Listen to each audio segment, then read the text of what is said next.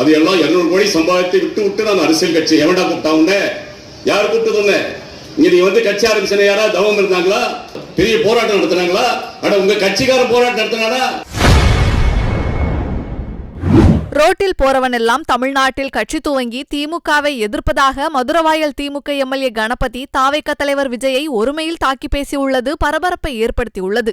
வாழ்ந்து கொண்டு இன்னைக்கு நம்ம மக்களுக்காக அர்ப்பணியாற்றி வருகிறாரே நம்முடைய அண்ணன் தளபதி அவர்களால் இந்த ஆட்சியை கொண்டு வர முடியும். அடுத்த உதயநிதி அவர்களிலே கையெழு கொடுத்தால் இந்த ஆட்சியை கலைஞருடைய ஆட்சியை கொண்டு வர முடியும். வேற எந்த கும்பனாலும் தமிழகத்தை நடத்த முடியாது. நீ கலைஞர் ஆட்சி சொல்லி எனக்கு அர்த்தம் இல்லை. சொல்லாம இருக்கடா போதும், மூடிட்டு கிடக்கடா, உங்களால் ஒண்ணும் பண்ண முடியாது. இதுதான் நாங்க சொல்றோம். அவனுக்கு பதில் அவ்வளவுதான். நீ நடிகர் வந்தாரு, ஆரம்பிச்சாரு, ஏதோ மாநாடு போட்டாரு, சரி ரைட்டு போட்டோம்.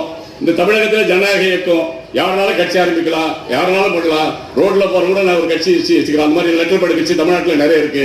அந்த வரிசையில் நீ இருந்துட்டு போ, இல்லை கவலை இல்லை. ஆனால் ஆரம்பிச்சு என்னதேமா பேசுறோம்? எடுத்த ஒண்ணும் எங்களுக்கு முதல் எதிரி திமுக தான்றான். என்னடா திமுக என்னடா பண்ணிச்சு உள்ள?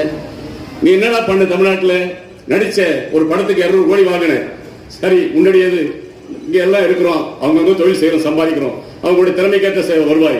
அவருக்கு திறமை இன்றைக்கு நடிகர் என்ற நிலை. தமிழ்நாட்டு மக்கள் அள்ளி கொடுத்த பணத்திலே 200 கோடியாய் சம்பளம் வாங்கிட்டு ஒரு படத்தை நடிச்சேன். அது எல்லாம் விட்டுட்டு வந்துட்டாராமா. அது ஒரு சாதனைன்னு சொல்றாங்க. அது எல்லாம் 200 கோடி சம்பாதித்து விட்டு நான் அரசியல் கட்சி எவன்டா கூப்பிட்டா உன்ன? யார் கூப்பிட்டது உன்ன? இங்க நீ வந்து கட்சி ஆரம்பிச்சன யாரா தவம் இருந்தாங்களா? ஆர்ப்பாட்டம் பண்ணாங்களா? போராட்டம் பண்ணாங்க? பெரிய போராட்டம் நடத்தினாங்களா? அட உங்க கட்சிக்கார போராட்டம் நடத்தினாடா. ரஜினி வரன்னு சொல்லும் போது கூட அந்த கட்சிக்காரன் போய் தவம் இருந்தான், வீட்டு வாசல்ல தவம் இருந்தான். நீ எப்படியாவது வரணும்னு சொல்லி கேட்டாங்க. பெரியார்களே அவர்கள் எல்லாம் எதிர்பார்க்கிறது தமிழகத்திலே.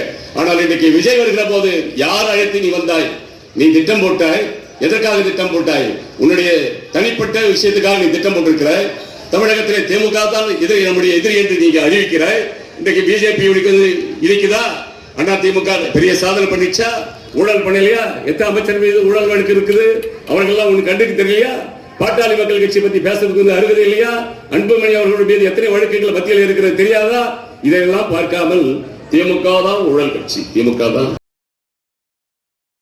செய்திகளை உள்ளது உள்ளபடி தெரிந்து கொள்ள ரெஃப்ளெக்ட் நியூஸை சப்ஸ்கிரைப் பண்ணுங்க.